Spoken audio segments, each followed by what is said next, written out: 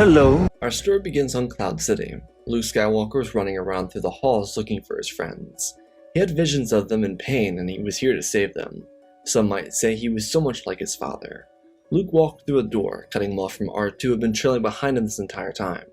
Skywalker walked around the carbon freezing chambers, slowly, pacing around to see his surroundings.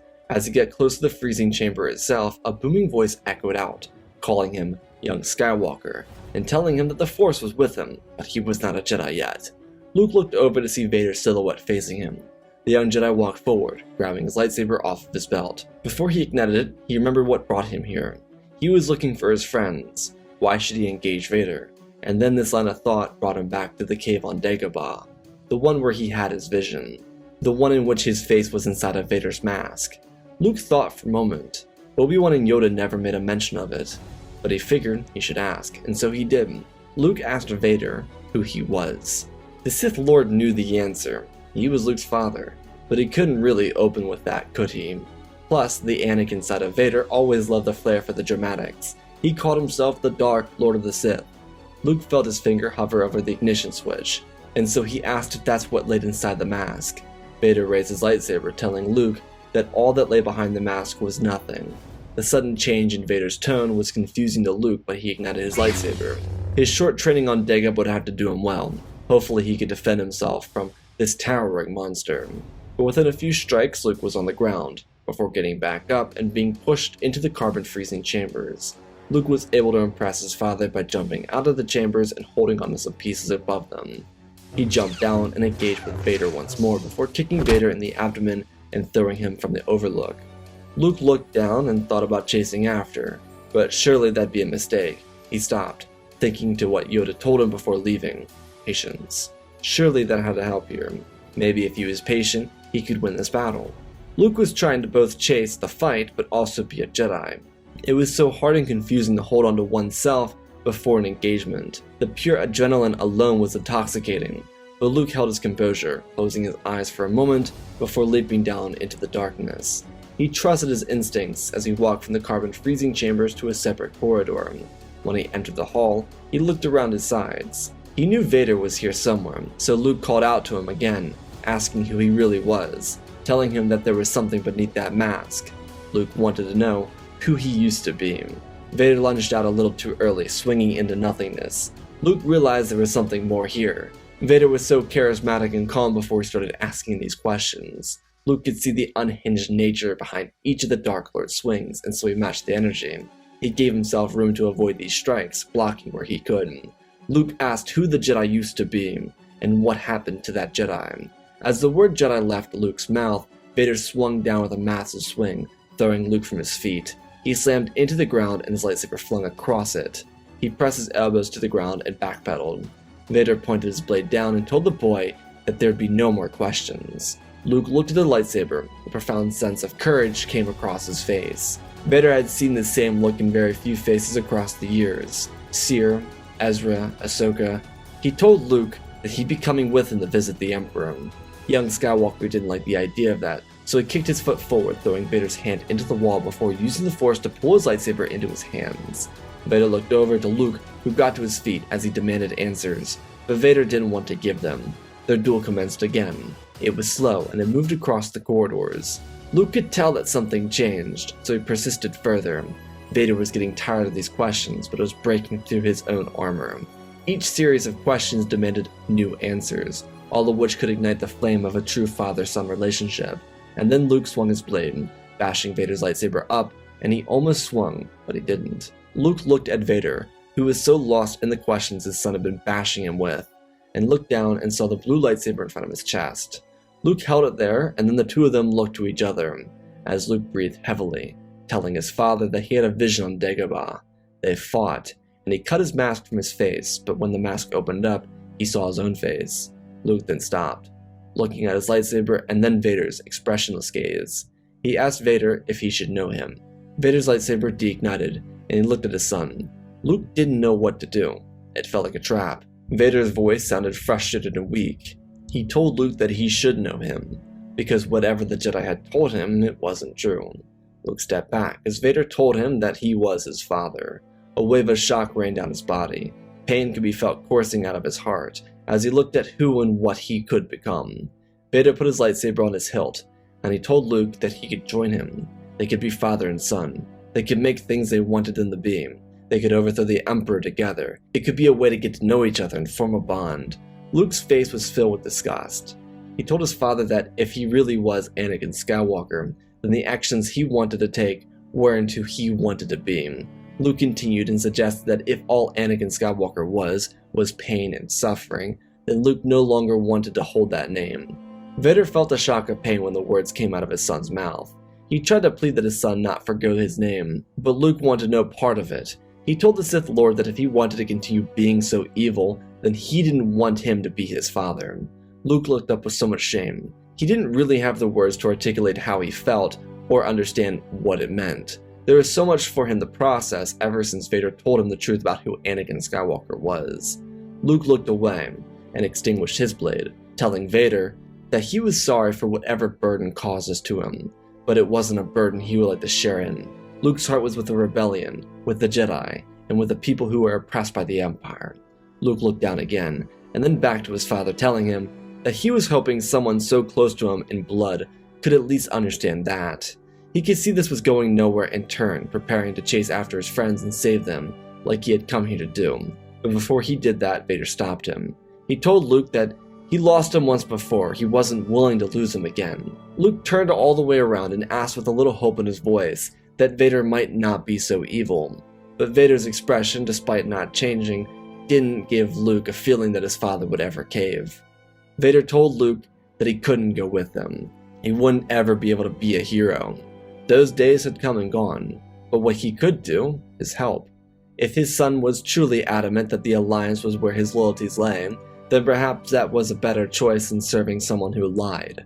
Vader thought about it numerous times over the years, and ever since it was confirmed that the boy who destroyed the Death Star was Luke Skywalker, he felt like he couldn't stay the course. There have been so many lies told over these years, whether it be the first ones told to him, that cities could show him how to save people from dying, or the ones that followed after that.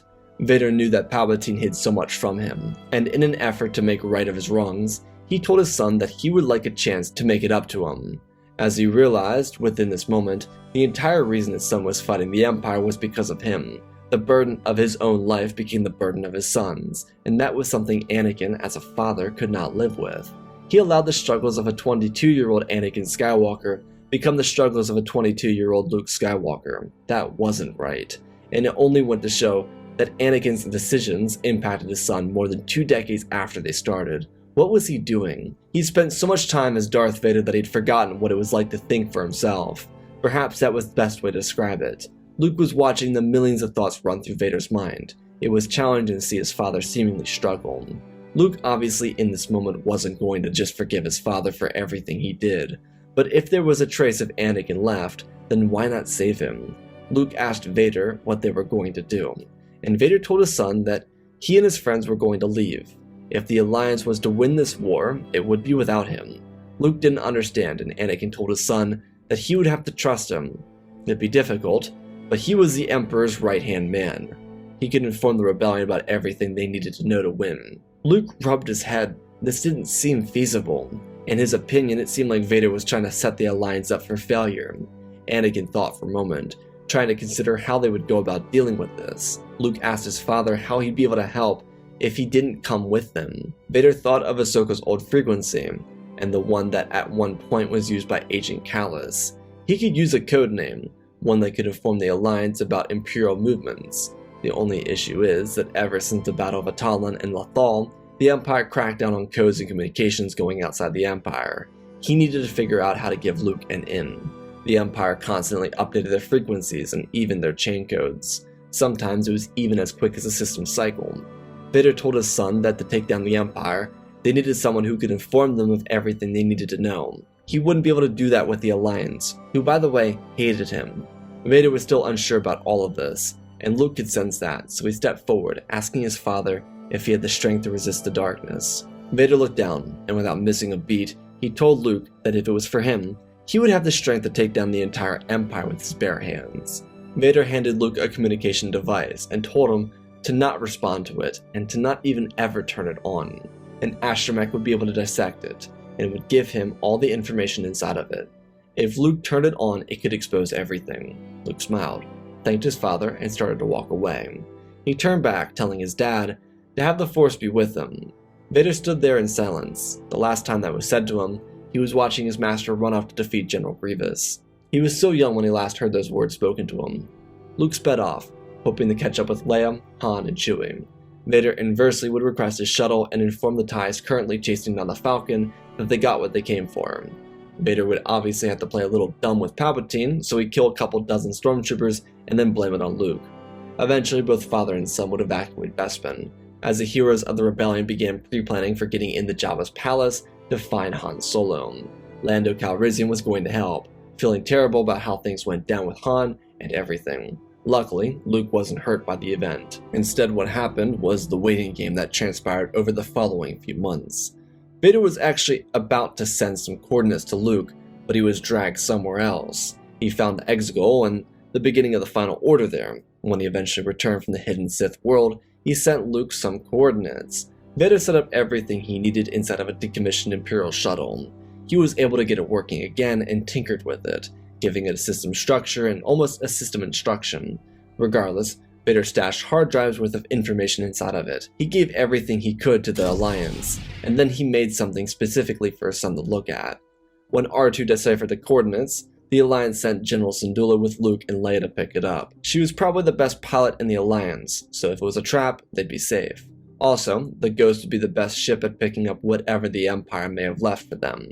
When the Ghost arrived at a hyperspace, they saw the shuttle, floating lifelessly through space. They intercepted it and opened a port so they could access it. Everything seemed relatively fine as R2 and Chopper bumped into each other so they could get into the ship. Syndulla, Skywalker, and Organa followed in. They looked around and in the cockpit they found data drives upon data drives. Luke then saw a shiny little object and asked what it was. Hera smiled and told Luke that it was a Jedi holocron, or at least it looked like the one that Kanan once had. She told Luke that he reminded her of Kanan, and in hyperspace, he came up in conversation a couple times. Luke just smiled and grabbed it, as the two droids lugged everything back inside the Ghost and they departed. There were numerous messages from Vader, though these messages were not heard from Vader's voice. His codename was similar in roots to Ahsoka, but Anakin was always interested in a flair for the dramatics. His codename was Coriolanus. He gave the rebels dozens of recordings, all of which informing different operations. Some of these could be how to properly open Imperial data, some of them were Imperial fleet patterns, others were about individual Imperial Moffs, Admirals, and even Grand Admirals. It really was almost all the information he could gather. He also informed them of the second Death Star, which was finishing up its scaffolding. The Empire was working as quickly as possible to have the super weapon operational. The work was brutal on Imperial workers, but the quota needed to be finished for the Emperor. Vader gave insights for abandoned shipyards, abandoned Imperial vessels, and so on that the rebels could commandeer. He also gave them locations of weak Imperial hideouts where rebel cells were at, how to break into certain prisons, and how many prisoners there were that they could find. Literally everything. While this information was great, Luke was figuring out how to open up the Jedi holocron, but he wasn't getting anywhere with it. He was sitting in the main room trying to open it, not assuming it would be anything too confidential. Hera noticed, and she told him what to do with it. She remembered almost everything Kanan told her, and she recalled a few times Kanan was teaching Ezra how to open a Jedi holocron. One of those fond memories before she lost them both. Luke took her advice and was able to open the holocron, and he saw Anakin without the mask. It was his father, and it was a story. He told the story of the rise and fall of Anakin Skywalker and the birth of Darth Vader. He was honest with himself and his son about everything.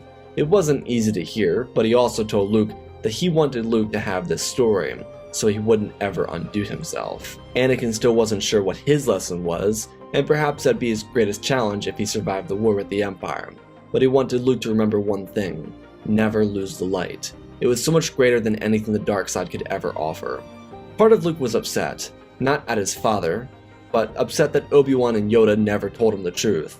Luke hadn't visited them again, and he planned on it, but time escaped him. The Alliance came first. About the rebels, because of the information given to them by Vader, they were able to make strikes and moves against the Empire. Their movements blindsided Imperial forces, and they were able to add to their forces, as well as prepare to make an aggressive move against the second Death Star. Tragically for Luke, Leia, Lando, and Chewie, This meant they'd have to hold off on saving Han from the clutches of the greedy Jabba the Hutt. A logistical issue Vader hadn't considered was how many troopers the Alliance had. They had a lot of freedom fighters, but he gave them coordinates for decommissioned Star Destroyers and information on interdictors or shipyards. But the issue is, the Alliance didn't have the manpower to fill up ISDs or any other massive projects. It's not that they didn't have the influence, it's that they were still an alliance that spanned the galaxy, not consolidated like the Empire. The rebels led by Mon Mothma would make a daring move. With all the intel they needed about the second Death Star, they would target it. The super weapons shield generator was scheduled for completion at the end of the month. If they could bounce in and hit the reactor, it would destabilize the weapon and force the galaxy to look at the Empire for what it was. They wouldn't be able to catch the Empire in a bind like this anywhere else, so it was a shot they had to take. It was a once-in-a-million chance, especially because, at least according to Vader's intel, the fleet was moving out of location to deal with rebel threats in the area. The rebels made their move into the Endor system, and their fleet gathered together for the largest collective move during this war. If they could win this battle, they'd be one step closer to achieving total victory. General Syndulla would be leading this battle inside of her ship. She'd have Rex and Wolf. Lando would be a commander of the assault, only having been with the Alliance for half a year. He'd be with Chewie and Leia in the Falcon. Luke would fly his personal X-Wing, and everyone else would be at go. The fleet launched into hyperspace. On the second Death Star, a couple stormtroopers were walking down the catwalk on the outskirts of the station. John looked over at TK-1039 and asked if he thought they'd get to see the Emperor. TK-1039 didn't respond. He stood at attention as he always did. John pressed further and asked what they were guarding the scaffolding from. 1039 sighed and asked if he planned on asking any more questions. The other trooper just shrugged. He said they didn't have anything to do. Everyone else was off duty and they were basically sitting over space. 1039 just told John to do what he's asked to do, and maybe one day they'd see some action. John laughed a little. They'd never see action. Who would go to Endor? He started laughing, cracking himself up. As he did, the sound of a fleet exiting hyperspace could be heard. 1039 started pointing, but John was too busy twisted up over it that he didn't notice. 1039 panicked and ran for the alarms and pressed them. John looked over and wondered why he was doing it, saying that 1039's joke wasn't dumb, it was funny. Obviously, due to the bucket helmet, he couldn't see out of his peripherals, and then he noticed. The Death Star went into high alert, as they sent out maydays to anywhere they could. Admiral Akbar split the fleet up and directed it to where he wanted it to go, while General Syndulla led the Millennium Falcon, Marauder 2, Red 5, and a number of other rebel fighter craft towards a superstructure. There literally wasn't anything here. The Death Star was by itself. The rebel fleet was here to protect the fighters in case the Empire deployed an interdictor field or had a fleet here, but it was clear. The rebels moved in and made their run on the superstructure. TIE fighters released and a dogfight began. Rebel corvettes moved in to assist the rebel fighters with the TIEs. Sadly, John and 1039 be hit by a stray torpedo and sent down to Endor to become Ewok souffle. Luke sped his X-Wing over the Ghost and blasted some TIEs, giving Hera a chance to burn it down the reactor shaft. Lando followed her. Due to the construction being behind schedule, they were able to get their way through with relative ease. The structure was very fragile and the rebels knocked out any support for the Empire. Within minutes, the Ghost, Falcon, Marauder 2, and Red 5 destroyed the second Death Star and escaped from the explosion left behind from the reactor. As the rebels celebrated, they prepared to move out of the Endor system and back to Sulla so they could relocate again. Admiral Akbar requested all craft back to Home 1 and all the corresponding ships, until a deckhand, similar to those that served over Scarif, called out to him, telling him that they were detecting a massive object emerging from hyperspace. Another deckhand piped up, announcing that there were more objects coming as well. The rebel fleet looked out of their bay windows and watched a super star destroyer drop from hyperspace, and surrounding her were a duo of interdictor-class destroyers, alongside 8 Imperial II destroyers and a number of Arquintons. The Imperial fleet had arrived. The Super Star Destroyer in the middle of the line powered up, and the Emperor, who sat on the command deck, gave General Pryde the go-ahead. The Eclipse unloaded a blast similar in size to that of the original Death Star, and a shot rang out across the battle line, smashing into a winged MC-80, destroying it in one go.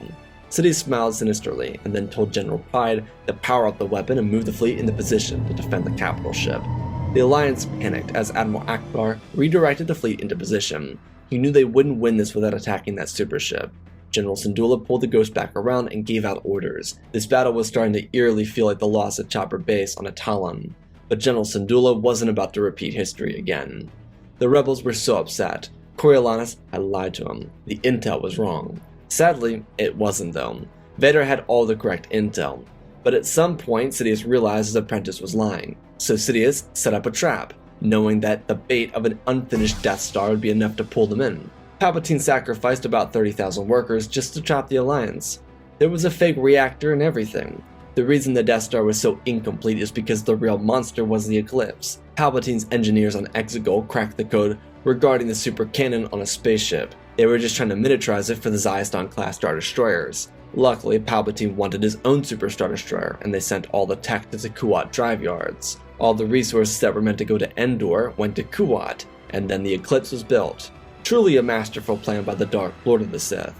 Akbar moved his forces into a counter, but the Eclipse was almost ready to fire again. Akbar told Hera to make a move on their support ships. They wouldn't be able to attack the Super Star Destroyer until their ships were gone. Syndulla understood, as she divided up the squads, giving Luke the go-ahead to push down the middle towards the flanking Imperial 2s. Lando was going to make a push for the Interdictors, and hopefully help them get out of dodge. General Pride gave the signal, and the Eclipse fired another shot, decimating another Alliance capital ship. They weren't going to last long unless they got into range of those destroyers. Mon Cala ships were built for this. Admiral Akbar told every ship in the fleet to put their full power into their frontal shields and their engines. They needed to get to the Empire now. In the dogfight, the rebels were outmatched. Despite so many elite pilots flying with the Alliance, they were struggling. Inside the Ghost, Chopper mouthed off a couple words, detecting a familiar ship from hyperspace. Hera looked over and watched a small craft exit. She didn't really see who it was, as she ducked under an Imperial Star Destroyer while Wolf went crazy on the rear guns. The small craft that exited hyperspace sped forward at incredible speeds, and launched its lasers into passing TIE fighters, as he spun over and sped towards Luke, shooting his lasers and ripping apart the trailing interceptors. Luke smiled. It was Vader. He caught wind that Palpatine was leaving, and thought it was weird, so he tracked him to Endor. Vader had no clue that the Emperor outsmarted him, but Vader had been tracking Palpatine's movements ever since Bespin, and this was the only time he made a move that was semi-out of character for his daily habits. Palpatine knew Vader would be here too. He was going to crush all the rebels in one go. The Eclipse continued to power up his main weapon as the rebel fleet got closer. General Pride turned over to the Emperor, who nodded his head. The Imperial 2s and other support destroyers turned on their engines and moved forward. They had taken some damage, but not enough to remove them from the front lines. All these destroyers were doing was placing themselves right in front of the Eclipse. They were close enough to it where they wouldn't block the super cannon, but they were also defending it from the Alliance craft. Vader contacted the rebels and he was brought into their frequency. He apologized. He didn't know the Emperor had caught onto him. The rebels didn't care. He was either with them or against them right now. This was a fight of life or death. Vader agreed. They needed to hit the shield generators, but the TIEs were making it tough. Anakin spun his TIE fighter over the hull of the destroyer and broke towards some Y-wings. The bombers still hadn't clocked that Vader was on their side, and he sped past them, obliterating some Imperial dogs. The bombers were able to hit the shield generators, but still, only one Imperial 2. They had a lot more to go, and this ship wasn't even destroyed yet, let alone crippled. Admiral Akbar saw Vader's strategy, and he tried to move the fleet into the best position possible to counter that, but the beautiful beauty that was Home 1 would no longer stand. The massive rebel ship was targeted by General Pride, and the Eclipse, as a single shot, blasted right down the middle of the hull, splitting the rebel craft into pieces. Admiral Akbar, like any true captain, went down with her ship. The burden of command fell on the General Syndulla. She looked over to her port side and saw rebel ships getting destroyed, and she could see the fleet, while still moving towards the Imperials, in total disarray. Everything stood still for a split second. What was there to do? And like she felt before the Battle of Lothal, she could feel the reassuring hand of Kanan on her shoulder. She snapped back to the moment and gave the fighters orders to continue moving at the ISDs. She called over to the B-Wings and told them to line up behind her, telling Vader that they were going to crack the command deck of the Super Destroyer like an egg. They got into formation and lined up behind her, as they ran to the side of a damaged Imperial 2. She contacted the rebel fleet and told them to push towards the starboard flank. That ship was weak. She theorized that they could do a couple things. They could either hit the Imperial 2, go over its hull and hit the Interdictor to escape, or they could damage the super weapon. It was really all they could do, so the rebels moved towards that position.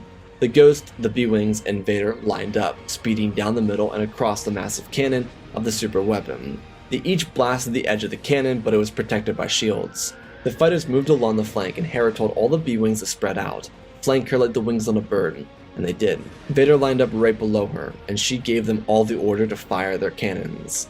This was the laser beam that the B-Wings were equipped with. It would significantly lower their power, but it was their best shot. She told the pilots to wait for her mark. They continued to close in on the bridge of the Eclipse. Hera was giving the Alliance a couple options here. She wasn't really sure which one would do her best in this scenario. As they got closer to the bridge, she gave them the command to fire. 12 B-Wings opened up their lasers as the Ghost and Vader fired everything they had. Cannons unloaded into the bridge where General Pry told the deckhands to prime their surface cannons, but they couldn't. All the energy in the Eclipse was going towards the super laser, and the shields were more so just basic shields. He yelled out, telling them to put everything into bridge protection.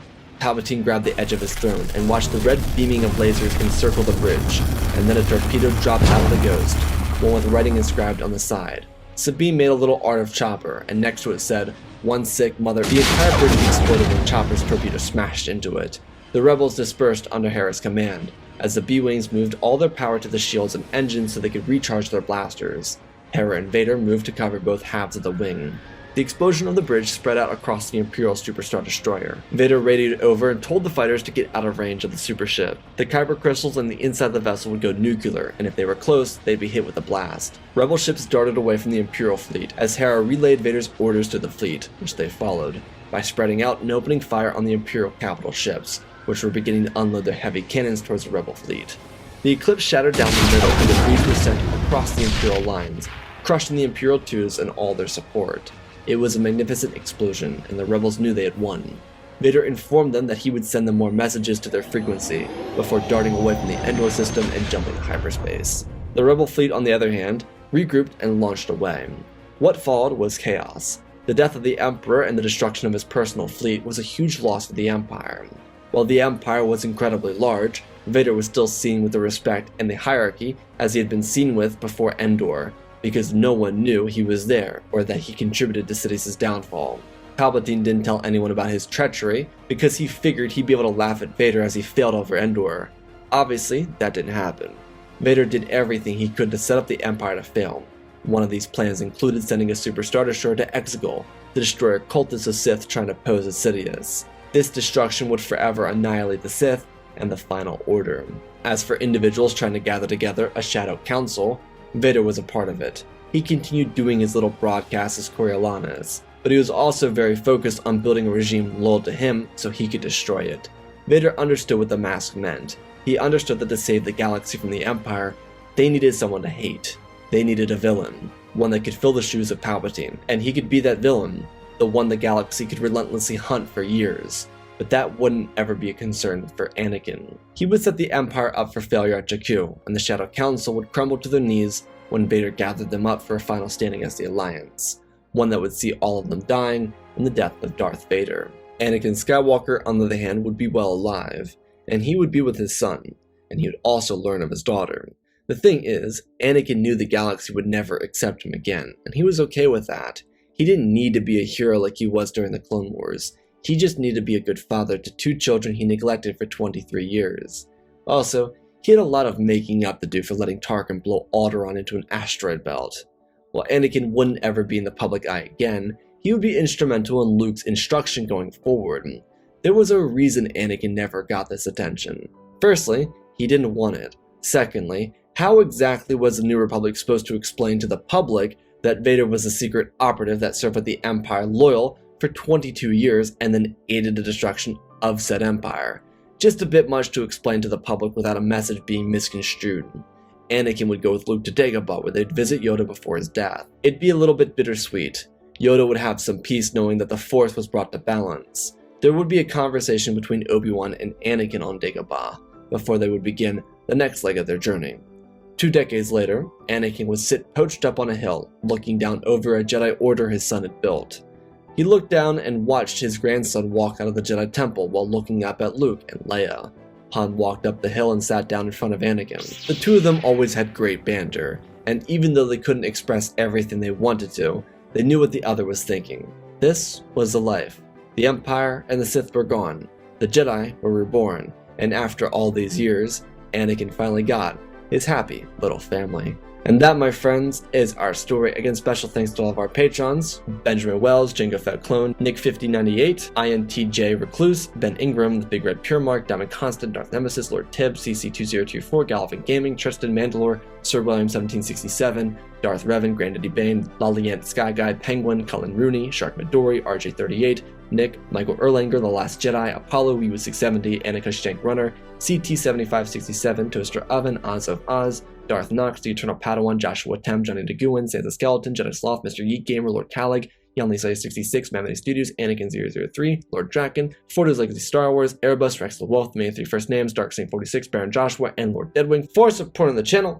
Special thanks to N-Sabers for sponsoring our 125,000 subscriber lightsaber giveaway. If you want to find out how you can win one of 6 lightsabers, check the pinned comment down below. Smash that like button, support me otherwise, check out the Patreon. Otherwise, let's talk about this story. This might be one of my personal favorite what-ifs that I've done in the OT era.